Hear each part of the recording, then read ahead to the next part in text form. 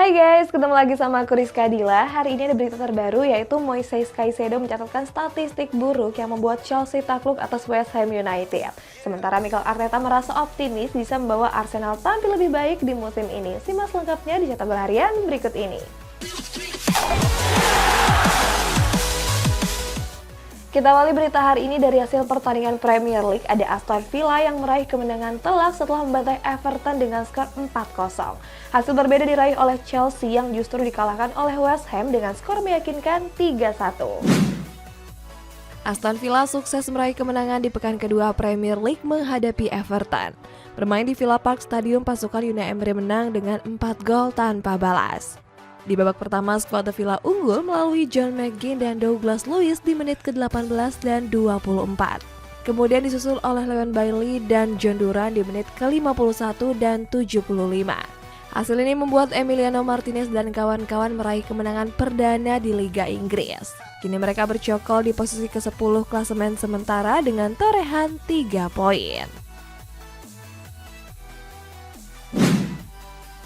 Chelsea menjalani lanjutan pertandingan pekan kedua Premier League saat berhadapan dengan West Ham United.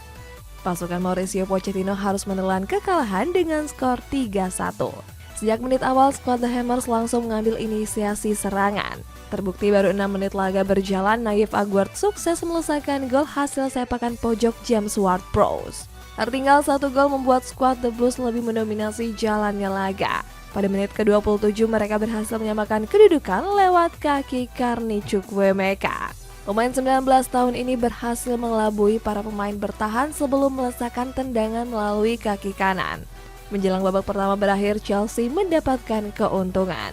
Saat itu Raheem Sterling dijatuhkan oleh Thomas Soucek di dalam kotak terlarang. Sayang Enzo Fernandez yang maju sebagai algojo gagal menjalankan tugasnya dengan baik. Memasuki babak kedua, West Ham sukses menggandakan kedudukan melalui Michail Antonio. Sepakan keras pemain asal Jamaika ini nggak mampu dihalau oleh Robert Sanchez. Kemudian Pochettino memasukkan Moises Caicedo untuk meningkatkan alur serangan Chelsea. Sayang kehadiran pemain Ekuador ini nggak sesuai harapan para fans. Pada menit akhir laga, Caicedo malah memberikan penalti kepada West Ham dengan melanggar Pablo Fornals di kotak penalti. Lucas Paqueta pun gak menyia-nyiakan kesempatan tersebut untuk memperjauh keunggulan timnya. Selain melakukan pelanggaran, Caicedo memiliki beberapa catatan buruk di laga ini. Pemain termahal Premier League ini tercatat 8 kali kehilangan bola dan 1 kali melakukan error berujung tendangan on target. Hasil ini membuat Chelsea bercokol di peringkat ke-15 dengan hanya menorehkan 1 poin. Barcelona meraih kemenangan perdana di kompetisi La Liga setelah menekuk Cadiz dengan 2 gol tanpa balas. Kita jauh ke hasil pertandingan final Piala Dunia Wanita nih guys. Ada timnas Spanyol yang berhasil juara setelah mengalahkan timnas Inggris dengan skor 1-0. Barcelona akhirnya meraih kemenangan perdana dalam laga lanjutan pekan kedua La Liga. Bermain di hadapan para pendukung, Robert Lewandowski dan kawan-kawan menekuk Cadiz dengan skor 2-0. Skuad asuhan Xavi Hernandez terlihat kesulitan menjebol lini pertahanan Cadiz. 2 gol Barcelona yang dicetak oleh Pedri dan Ferran Torres dilesakan di menit akhir babak kedua. Berkat tambahan 3 poin ini, Barcelona merangsek ke peringkat 5 klasemen sementara. Mereka mengkoleksi 4 poin setelah sebelumnya cuma bisa meraih hasil imbang.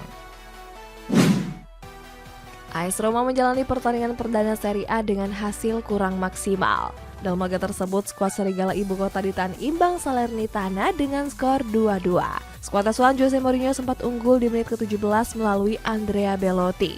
Sayangnya Salernitana mampu menyamakan kedudukan lewat Antonio Candreva di menit ke-36.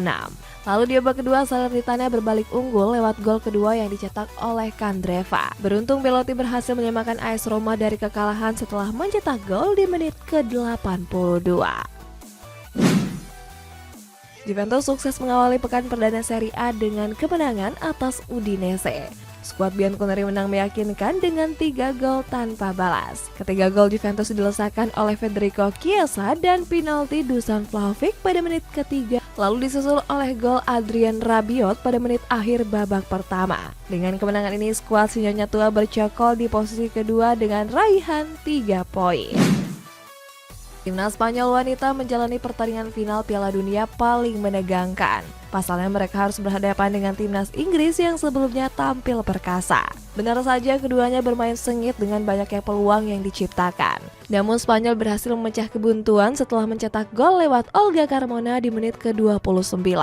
Di babak kedua, Spanyol sempat hampir menggandakan keunggulan setelah mendapatkan hadiah penalti. Namun Jenny Hermoso yang menjadi algojo gagal menjalankan tugasnya dengan sempurna. Sampai peluit panjang dibunyikan, Spanyol berhasil memenangkan laga dengan skor tipis 1-0.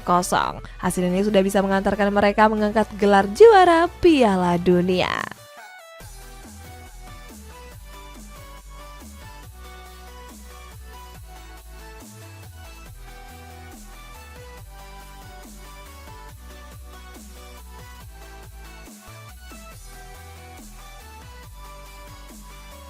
Kalau tadi dari hasil pertandingan, kita masuk ke sesi konferensi pers menjelang laga Crystal Palace melawan Arsenal. Ada Mikel Arteta yang optimis jika The Gunners bisa tampil lebih baik dari musim lalu. Kita jauh ke sesi konferensi pers di laga perdana Serie A antara Bologna melawan AC Milan. Ada Stefano Pioli yang siap menjalani kompetisi dengan komposisi anyar. Arsenal bersiap memulai musim baru dengan bertandang ke Crystal Palace. Menjelang laga itu, Mikel Arteta berhasrat untuk menciptakan lingkungan yang sehat di dalam timnya. Menurutnya, lingkungan yang sehat di dalam tim akan memberikan dampak besar. Maka dari itu, dia menuntut para pemainnya untuk memberikan sesuatu yang lebih dari yang dicapai musim lalu. Artinya, Arteta sangat menargetkan gelar juara untuk Arsenal di Premier League musim ini. Di sisi lain, sang pelatih sangat berharap besar kepada magis Bukayo Saka untuk mengarungi kompetisi.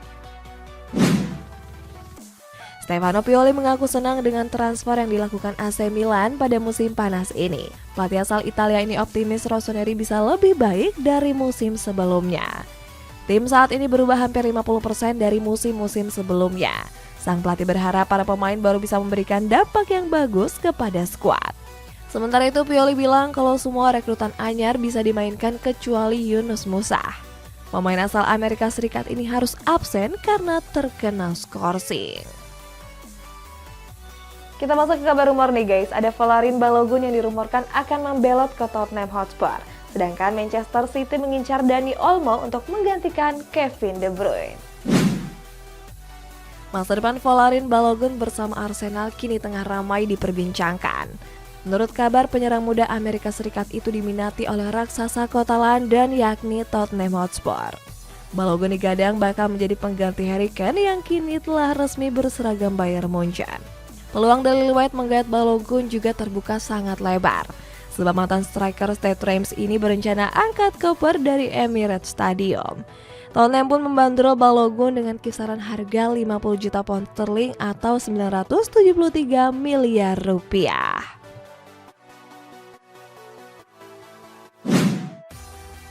Manchester City mulai mencari nama baru untuk menggantikan Kevin De Bruyne yang mengalami cedera. Dilansir dari Foot Mercato, The Citizens tertarik merekrut Dani Olmo dari RB Leipzig. Manajemen Manchester City menilai Olmo adalah opsi yang tepat untuk mengisi sektor lini tengah. Terlebih lagi, dia baru saja tampil gemilang usai mencetak hat-trick di laga Piala Super Jerman kontra Bayern Munchen. Namun peluang Manchester City mendatangkan pemain 25 tahun itu cukup sulit. Sebab RB Leipzig selaku pihak klub nggak ingin melepas salah satu pemain kuncinya dalam waktu dekat. Next, ada Xavi Hernandez yang tertarik mendatangkan Giovanni Lo Celso setelah gagal mendatangkan Bernardo Silva. Sementara Filipe Coutinho tengah diminati oleh klub raksasa asal Qatar yakni Al Duhail. Xavi Hernandez masih belum puas dengan komposisi skuad Barcelona di musim panas ini. Dia dilaporkan tertarik untuk merekrut Giovanni Lo Celso dari Tottenham Hotspur. Lo Celso digadang bakal menjadi alternatif dari transfer Bernardo Silva yang gagal diboyong. Gelandang asal Argentina ini dinilai punya karakter permainan yang mirip dengan Bernardo. Manajemen Tottenham dilaporkan membandrol Lo Celso dengan kisaran harga 25 juta euro. Namun Ange Postecoglou selaku pelatih masih ingin mempertahankan sang pemain di dalam skuadnya.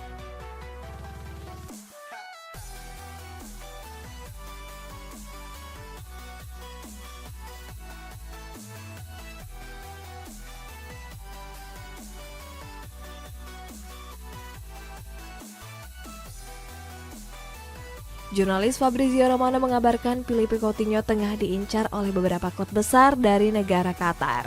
Menurut laporan, klub asal Qatar yakni Al Duhail tertarik untuk meminang Coutinho. Romano menyebut peluang Coutinho untuk merapat ke Qatar terbuka cukup lebar. Namun Al Duhail harus bersaing ketat dengan Al Ettifaq yang juga meminati jasanya. Diketahui klub asuhan Steven Gerrard itu sangat menginginkan kehadiran Coutinho di musim depan. Berita selanjutnya ada Aymeric Laporte yang telah setuju untuk bergabung ke Al Nassr dengan mendapatkan kontrak selama 2 tahun. Sementara di kabar penutup ada Timnas Indonesia U23 yang punya peluang tipis untuk lolos dari fase grup walaupun menang 1-0 atas Timor Leste. Aymeric Laporte resmi berpisah dengan Manchester City dan akan bergabung ke Al Nassr.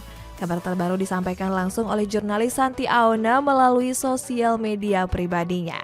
Aona menuliskan jika Manchester City telah setuju dengan tawaran yang diajukan Al Nassr. Namun dia nggak menyebutkan pasti kisaran yang ditawarkan klub Arab Saudi tersebut. Laporte sendiri akan membela Al Nassr selama 2 tahun yakni sampai tahun 2026. Selain itu dia juga akan menerima gaji sebesar 25 juta euro atau senilai 416 miliar rupiah per tahunnya. Timnas Indonesia meraih kemenangan perdana di fase grup B Piala AFF U23. Bertanding di Rayong Stadium Thailand, skuad Garuda Muda menekuk Timor Leste dengan skor tipis 1-0.